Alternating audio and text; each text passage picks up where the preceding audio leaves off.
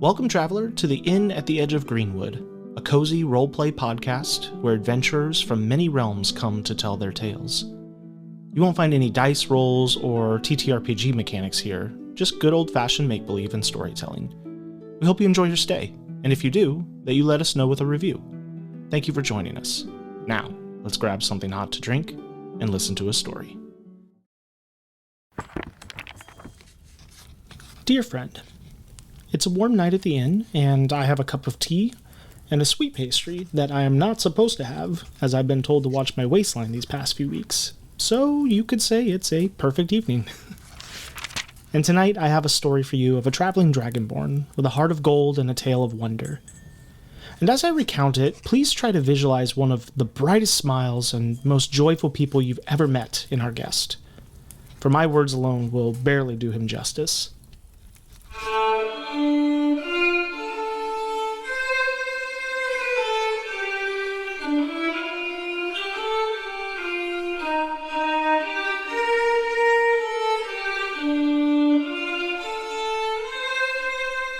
The Inn at the Edge of Greenwood, Book 2, Chapter 5, Stories Within Stories.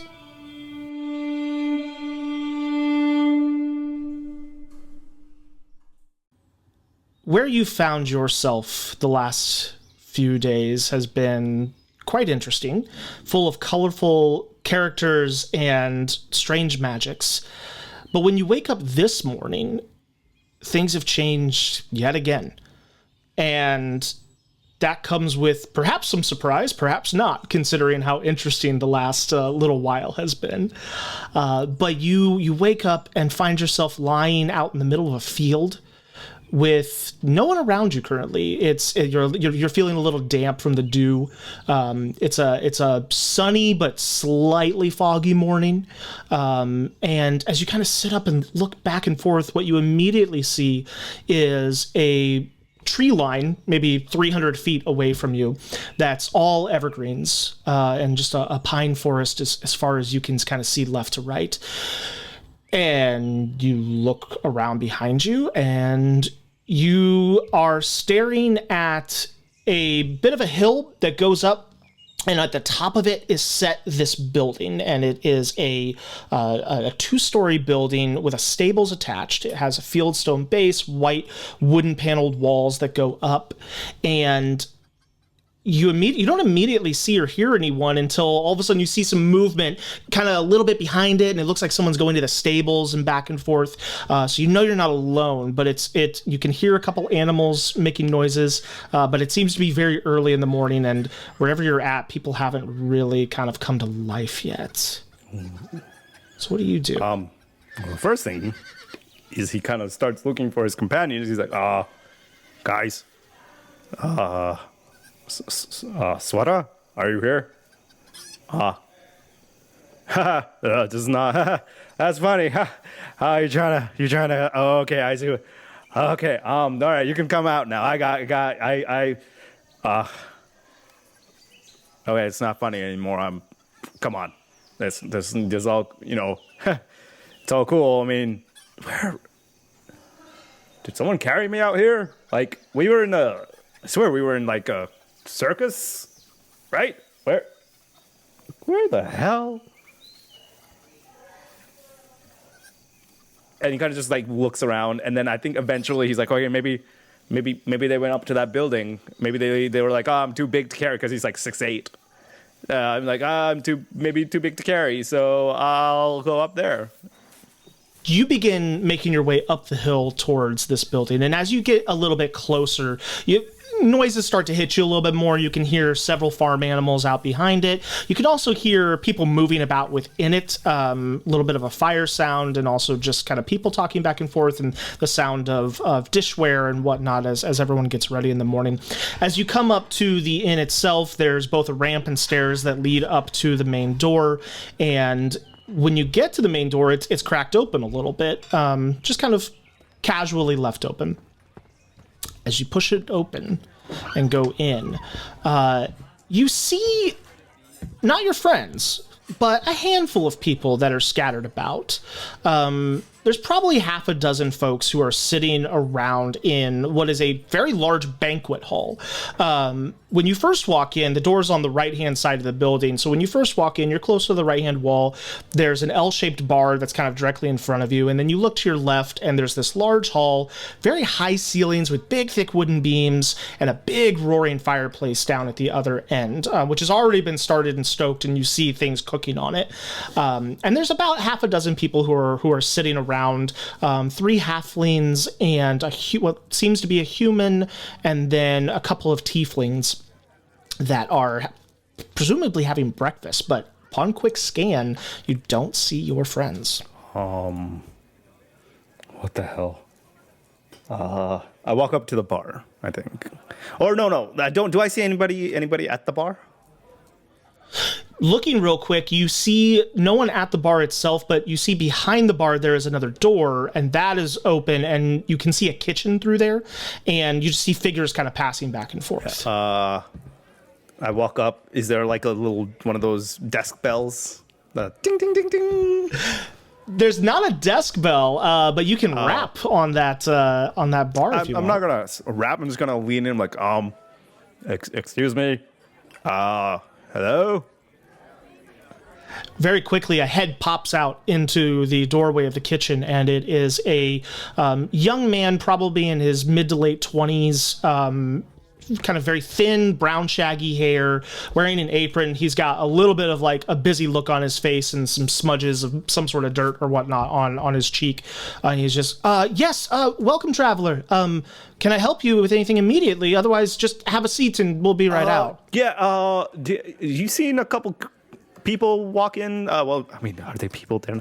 Well, that's the wrong way. I mean, a group of... how would I describe them? Well, one is a lizard-looking guy. One is a robot-looking guy. There was a girl with 4 arms, blue-colored. And then a giant barbarian-looking person that sounds like a grandma. He goes from being like very busy and almost like wanting you to get your words out quicker because he's in the middle of his stuff to kind of like coming out full view from the kitchen door. And he goes, "No, is that who you were traveling with?" I mean, yeah, those assholes. They kind of. We were all sleeping out, and then we were in like a circus place, and they were kind of just there, and then the next thing went to sleep, I guess, and then woke up and then not there. And he begins to nod along with you, and you see his demeanor change once again to more of like I see. I'm pretty sure this is still part of the same high that we all been on. God, that chili was potent. I don't actually think it is, friend. You see, not to alarm you, but this place, this inn, tends to be a bit of a, I don't know if it's fault lines or magical, whatever, but people come and go from here, and they're not necessarily from this world, but they usually do get back, and I get the feeling that you're not from Alson, are you? Al's what? Alson, the unified kingdom in the world of Shawl. God, what was in that chili? Oh no. Please have a seat. I'll be right with you as soon as I can. Oh, okay. Well, I guess maybe this is a dream. And he pinches himself first. He's like, ow. It hurts. Yep, doesn't wake you up. Oh shit. All right. Well, can't beat it. I guess join it. And then he just sits down. You sit down and kind of watch as breakfast is being served to some folks who had already ordered, and then the young man kind of whisks over your direction, is like, puts his hands on the bar and kind of leans in and goes, "Right, food, drink, anything I can get you." I mean, you got beer, maybe? We have beer. Yes, absolutely. Thank you.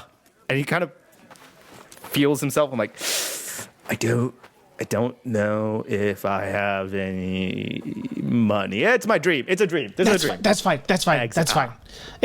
Well, it's not a dream, but it's totally fine. And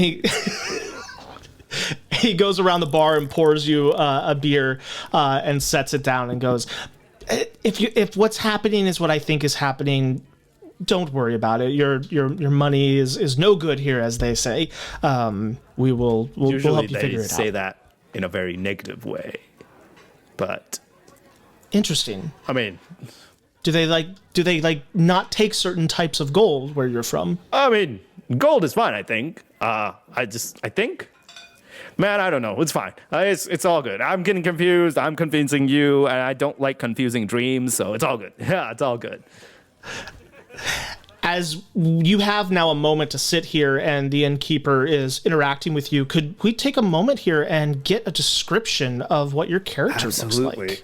So you see in front of you a 6'8" sapphire-born dragonborn, sapphire gemstone styled dragonborn. He has this very blue tinted skin that kind of shimmers in the light, almost as if though it's made or cut from gemstones. He is quite large, very muscular looking, but you see him wearing very simple garbs, almost a monk-like sash that comes across with a very simple tunic at the bottom, a couple of wristbands that look like almost like prayer beads that are wrapped around his arms. His face, very much a dragon-like face, has a ram's head style horn that kind of curves out and then curves back down below, right near his mouth, where his mouth is. You see a little bit of a. You never thought you could see a dragonborn with like facial hair, but you do see some. And it's like almost like a goatee that comes down just underneath his chin, kind of up to yay high, not very long, bluish in color. His hair. Actually, I don't even remember if it was a hair, but the hair like that is on his head, or maybe it's scales that are very fine, kind of sleek back into the back over here. And he has just like a little, almost like a, not really a tiara, but what is the other word for it? A diadem, circlet, almost kind of circling his forehead up there, and a little nose ring that pierces into his little between his nostrils. And then, yeah, that's fairly And then you see a giant staff, a wooden staff that sticks out from his back. And that's pretty much him in an essence. Just a big old dragonborn that shimmers blue. I love it. So the innkeeper brings you your beer and kind of sets you up with a room for the night. He pulls out this big leather book and says, in case you need someplace, I mean, you're welcome to continue on your way, but again, travelers who find their way here, usually they spend a day or two and then something happens and they kind of bamf back to wherever they go. Could I get a name for the room in case you wanted one? Oh, Samash. The Swole. Samash? And kind of just starts flexing. The Swole. Yes, is that an official title? Yes. We're very happy to have you here, Samash the Swole. Thank you. Hey, man, this feels nice. Not many people really. My sister told me that was a stupid name. Like when I wrote that down, she gave me the look. You know what? Your siblings give you that look, the one like, oh god, you're really kind of. But I thought it was cool, and. Well, I don't know what swole means, or if it's a place like or whatnot, strong, but. Swole, your body when you work, you have that pump, dude. Like swollen. Yes. Is that what it's that? Oh, that's what that is. That just shortened of that. Oh, it might be. It might be. Makes sense. I didn't think about that before. I love it.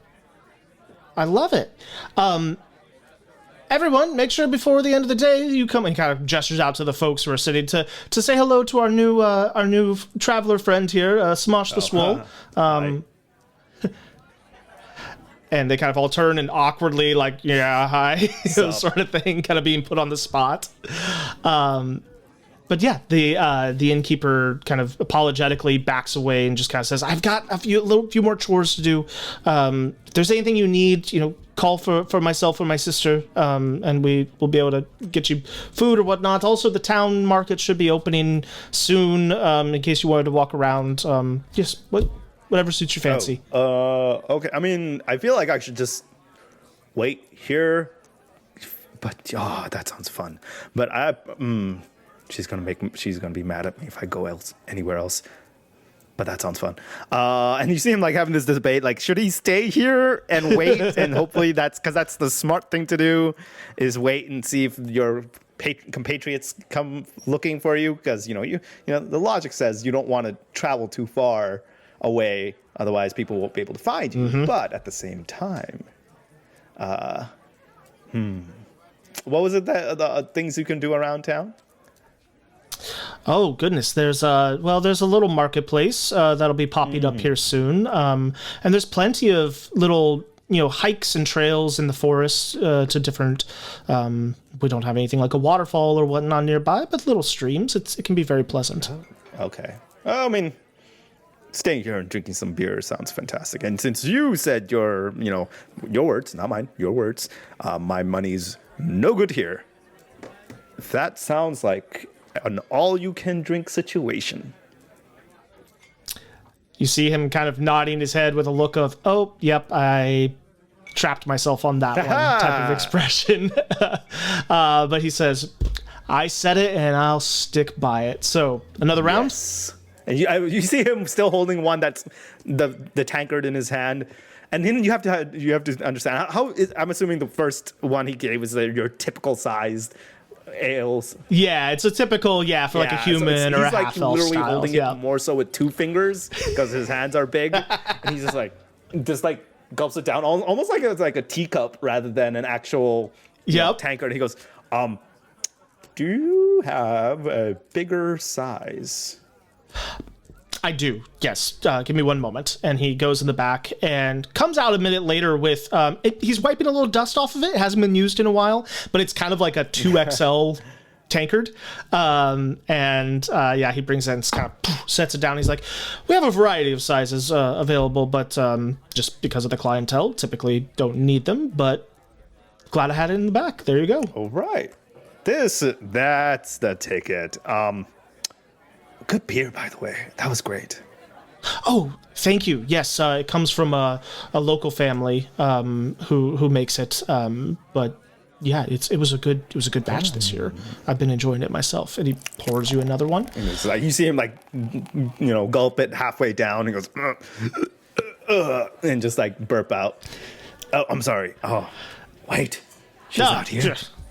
I can do what I want, in the sense of just poor manners kind of a thing. Because the little backstory, and I don't know if this was ever mentioned, or I don't remember if we started it during our recording, but Santosh, or Samash the Swole, is originally Santosh, who is a regular guide that got transported into his D&D game that his sister dragged him to one day, and now became Samash the Swole. And his sister, Swara, who is the perfect goody two-shoes sort of a child, would be the type that would kind of, mom him a little and say, all these things about oh, you shouldn't do that. Oh, that's gross, kind of a thing. So as much as he loves her, as well, sometimes you want to have that freedom to be what you want to be, And so he's just like, oh. Yeah. Oh, she's not here. I can burp. And then he drinks it down more and then goes, oh, yeah. That's good. It's a mark of a good beer. That was good. Thank you. And the innkeeper is just kind of chuckling and just very kind of taken with your carefree attitude towards things. And he actually grabs a stool and pulls it up and sits opposite the bar of you. You see him as he turns and you're sitting at the bar. You see he's actually got this wooden brace that's around his right knee, and it kind of squeaks a little bit when he sits down. But he sits across from you and kind of leans in comfortably and actually pours himself a tiny little bit of wine and is like, could I trouble you for a question or two? Because it tends to happen more often than I'm sure other places, but it's not every day a unique traveler comes through our ways. Yeah, shoot. What's up? What? And he just kind of points to you, and he's like, "What? There's a lot going on here.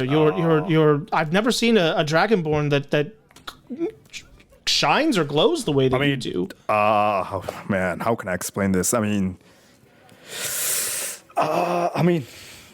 my dream, so I guess I could just say it. Well, originally I wasn't like this. I was like you, like a person, like a regular human person. And goodness. I was supposed to play a game with a bunch of people that my sister dragged me to. And she said it was fun. It was going to be a lot of fun. And, you owe me and sister thing. And then, so I went because I didn't really have a choice. And then ended up kind of picking whatever was cool. And on the game, one of the options was to be a Dragonborn. And I picked that out, and I was like, oh, that's kind of cool. And then I was like, oh, if I was a monk, I could punch things, so that sounds great. So I picked that. And then, dude, it's just like, we had this weird chili, like the grandma made something, and then, or no, not the grandma, one of the dudes that came over, he came with some chili, and he was like, some spicy stuff. Oh, boy, that hurt. And then as soon as I had that, like, things just started going weird. There was like a weird portal-like thing. Pretty sure he put something in that chili, and I think we're just really facing like a lot of high, like we're all high together right now, and I'm pretty sure I'm like high within the high, and that's why I'm here or something. I don't know what happened, but yeah. And then I just woke up looking like this. You see him kind of following along, trying to make sense of it, and you're not gonna get it. So it's fine. You played a game that turned you into a Dragonborn. I don't. No, I think the chili turned me into this, and it's probably all in my head. But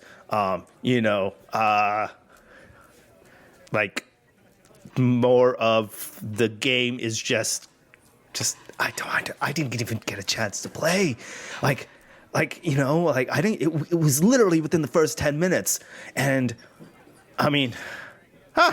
who knows? If playing the game is anything like imagining what I'm imagining right now, this is pretty cool. Don't tell my sister though, because she's gonna just lord it over my head. But yeah, I wouldn't mind playing again. But I don't know. I didn't even get a chance to play it. But yeah. Do you need medical attention? Are you feeling okay? Oh. You seem very... I'm not... He's just kind of like very skeptical at the moment of the whole like story. I said, it's all in my head. I'm all good. It's just pretty sure we're just bumping around in the living room still, pretending like, oh, look at me, I'm a monk. And she's like, oh, I have 4 arms. And the other guy was like, I'm a robot. And I'm just probably just all just dazed or blazed out of our minds on the couch. Hopefully. Maybe. I've had serious munchies, and I've walked around and ended up in like a different neighborhood once, but yeah. Well, perhaps when you find your way back from this world, like many of our visitors do, maybe you'll be back in that living room. Who knows? Dude, I'm telling you, man, this is probably like the strongest high I've ever been in. Like, I've never had a high in a high, and here I am. It's just like, what did he put in that chili, bro? I can relate. I had a pipe of tobacco several years ago that was much stronger than it was meant to be, and it was a pleasant evening, shall we say? Oh, that sounds dope. That sounds fun. Okay. It was, yeah. It was. I just not something to make a habit of, but it was. Yeah. So this is your place? Yes. He kind of sits back and kind of snaps out of his kind of sort of trance that he was in, talking with you about kind of this other world. But he looks around and he goes, yes, my grandfather began the construction, and my father finished it, and I've been taking care of it ever since he passed, and it's been... Yeah, this is the inn at the Edge of Greenwood. This is a place of hopefully comfort and home and warmth and rest for people who come through. Most everyone who comes through is just, general travelers heading from Innkeeper to Trawbridge or whatnot, or the other direction. But we, as I said when you first came in, we do tend to have folks who kind kind of come in and out of this realm find themselves here. I'm not sure why this spot of all spots, but we try to make them feel welcome. I mean, not that I can explain it. I mean, the best I could come up with is if it's just me eating something funny. It could be. It could be. Maybe we're all just in a dream from eating something funny. Who knows? Hey, I mean, worse things can happen. Weirder things can happen. So this game of yours that you were all playing, any adventures that it took you on? No. Any stories to tell from that? Like I said, like I didn't get to actually play the game, but I woke up in this weird forest, kind of like I just did out there. But we were all there, and I was fine when I first came in. Like I was still me.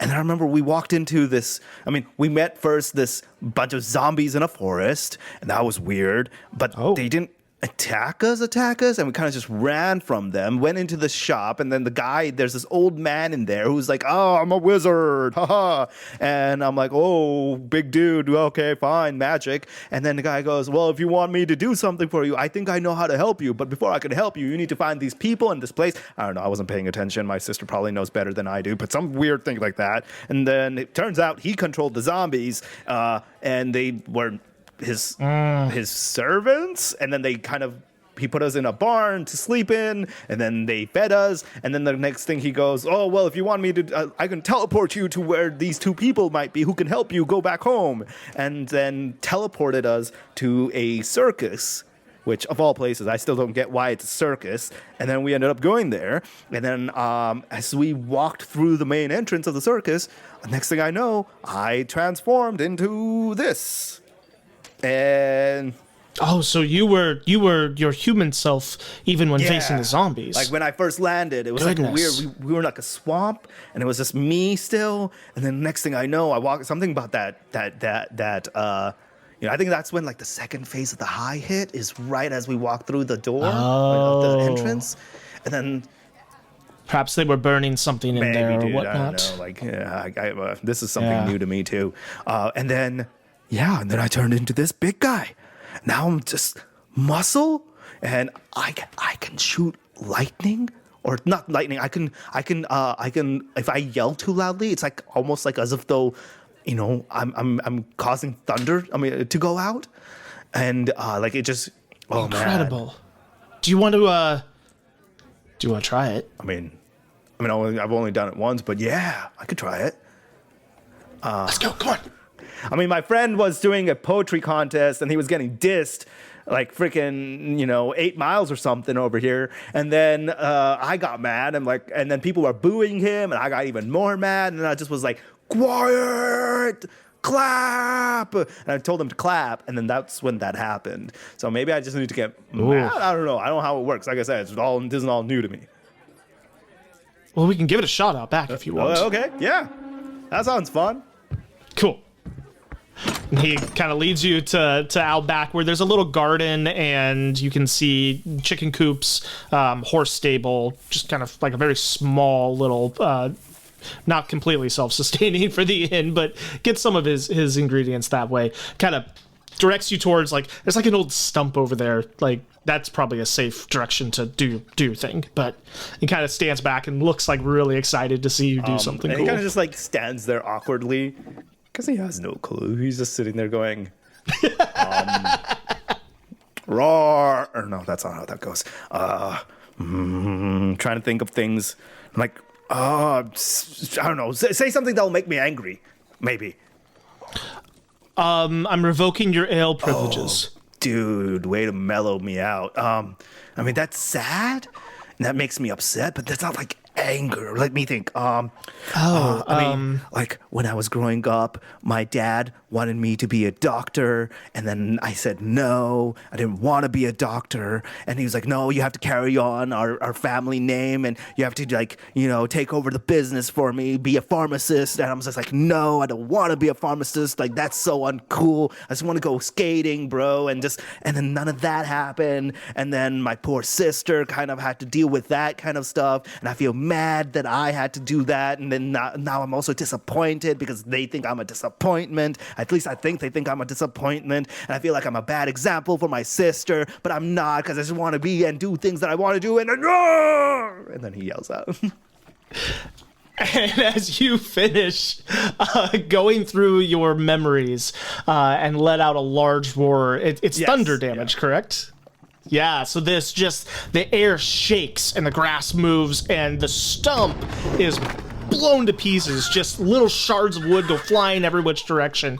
A window throws open from the kitchen and you see a young woman who looks a little similar to the innkeeper with brown hair that's all over the place as well, kind of poke around like, what is going on? Oh, crap.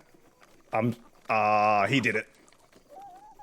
And he's like, I did not. She's like, she points at him and goes, stop showing off for the guests.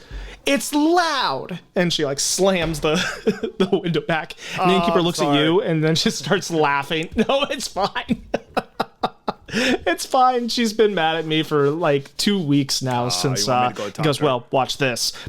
And he turns towards the stump and he raises his hands out and he just goes, kaboom, and casts Thunderwave. Oh, you could do it too. And I can do it too. Yeah, it's different though than your thing.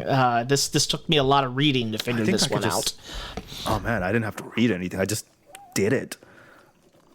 That's awesome. And the window flies open again. She goes, what did I tell you? And she slams it back closed. He's like, all right, she's going to be really angry if we keep doing this. Yeah. I was joking about the ale. Let's go have another one. My man. I like you. What was your name again? Oh, everyone just calls me the innkeeper. It's shorthand. Yeah. Yeah. And gives you a wink and then heads back in and pours you another drink and grabs one himself. And he kind of looks you up and down as you're sitting there drinking. He goes, so there's a lot of, you've got some unresolved stuff. Yeah. I mean, did you always want to be an innkeeper your life? Kind of looks a little taken aback. I don't know. I did, and I do, but I think it was a matter of I wanted to do this and other things. Right. That's very, right. Yeah. Very quickly, when I started doing this, I very quickly realized that and part is not easy. This takes a lot of... Which is what I told my dad. I was like, Dad, I mean, fine, I'll be one day, but chill, bro. Like, you don't have to do it now. Like, I have my entire life ahead of me. Like, I want to go travel. I want to go see Thailand and Europe and Africa. And I heard Australia is a little lame, but maybe I still want to go. I've never heard of any of these places. Your world must be incredible. I mean, like, you don't know until you travel. You don't know until you go, right? I just want to go paint, maybe. I mean, like... street life is, street art is my life, dude. Like, I mean, I don't have it on me, but like, not to like humble brag, but like, I do some dope graffiti work. Like, I like art and I want to do that. And maybe one day, I'll be looking back after everything and be like, I want to save people's lives. I'll do medical school. I mean, I wasn't a bad student. Like, I got all A's, right? But, it's not just like, I didn't think it was, and you start noticing, like, up till now, I think, like, Santosh when he was trying to speak like Samash, right? He was trying to speak like a dragonborn, because that's what he thinks he needs to speak like. But then as he's going through, you see his, like, even though the voice is about the same, like, the inflections, the way he speaks, it starts going a lot more like LA street vibe, or like skater dude vibe, or maybe a little surfer dude kind of a slang and style. And he goes, just like, chill, get off my back, I feel you. It's like, I'm only like 25. Well, it's young. I'm not much older. We're gonna get in more trouble, aren't we? Because I've got another thought. Well, you say you do art. I mean, I did. I've been thinking a lot about the inn here, and I told you my father finished it, and I haven't really... I don't know if it's just been out of a sense of tradition or what, but I haven't really done much to it since then. I've kept it up. It's very but rustic. like I've been thinking lately about putting my stamp on it. Yes. Like, what's the point of doing something if you can't make it your own? Maybe start small. Would you want to... He kind of points over to the fireplace, and he's like, there are paints in the back. Would you want to maybe do something on maybe the side of the fireplace, where it's like not the first thing you see, but it's still there? I could totally start that. I could do that. I mean, I feel bad. Like I said, I was all joyous about wanting to do, like, you were like, free beer, and I'm like, yeah, awesome. But, I feel bad. I mean, I'm not going to take advantage of you. So yeah, I'd love to. No one asked me before. Like, this is like the first time someone's asked me to do it, That I'll be your first patron. Free beer in exchange for a piece on the side of my fireplace. Like, see, this is the sort of stuff I couldn't do if I were a pharmacist. I don't know what a pharmacist is, but I'm sure you're. What would it be? You're right. In D&D, what would it be? An apothecary, maybe. That. Do they sell drugs? The apothecary does. Yes. Pharmacist is that. Oh, they I see. Give Okay. out prescription medication for people who kind of need it. I see. Yeah. Okay. So that's what my dad wanted. A noble trade, but you are kind of tied to a town usually. You can't travel. You can't do stuff. Anyways, if you got... I use normally spray paint. I don't know if you have any of that around.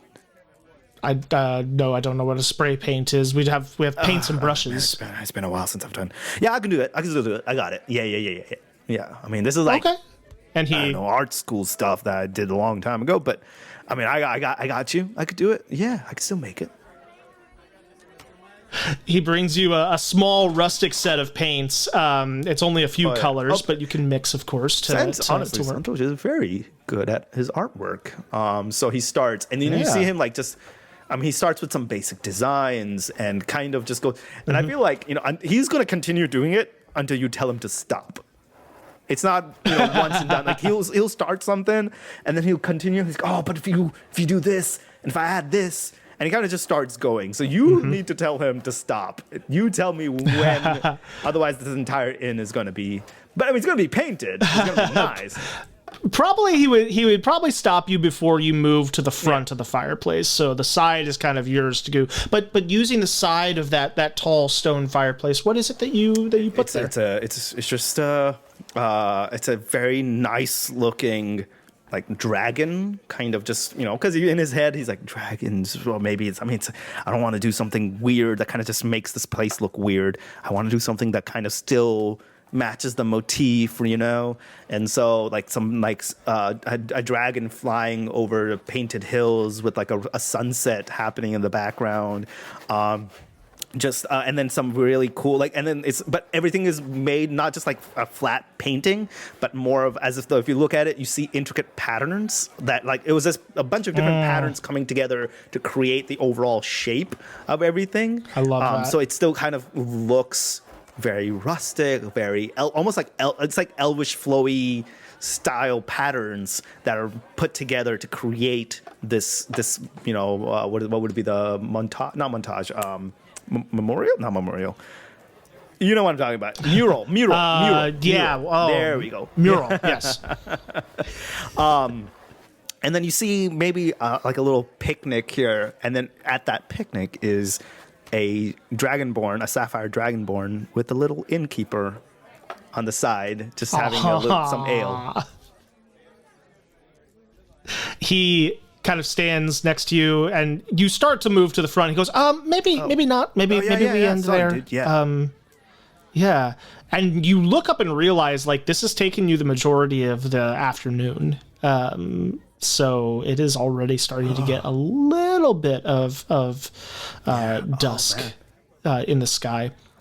But he looks it up and down, and his face is just glowing, and he hands you a beer and cheers with you and sees the little bit at the bottom of the two of you and laughs and clinks with you again, and just looks at it and goes, "This is a statement piece.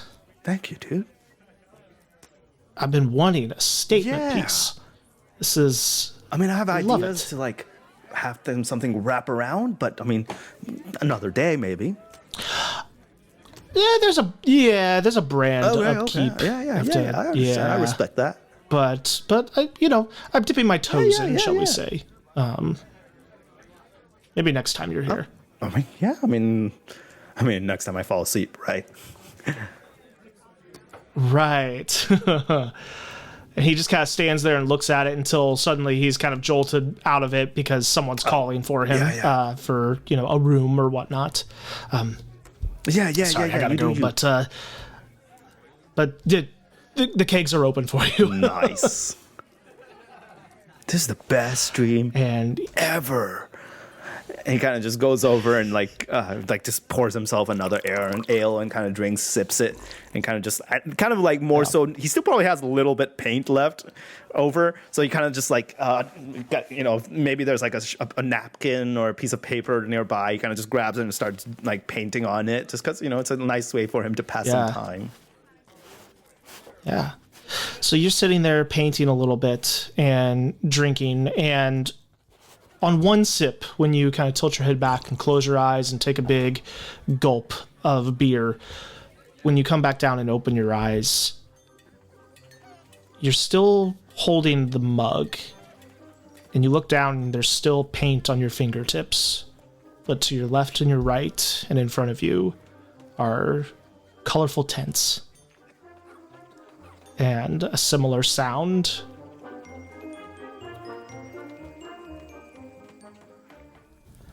One of the most bittersweet things about running an inn is that sometimes you have a kindred spirit come through, and then they just have to leave. I doubt I'll ever see Samash again, but I hope I do. His joy was infectious. We'll at least have a reminder of him on the fireplace. I didn't understand half of the things he was saying about this game he was playing and the people he was, but I hope wherever he ends up, he will be happy. I think he will be. But nonetheless, the inn must continue to be that waypoint for travelers no matter where they come from. And though they come and go, I remain. And there are more stories to be told. Till then.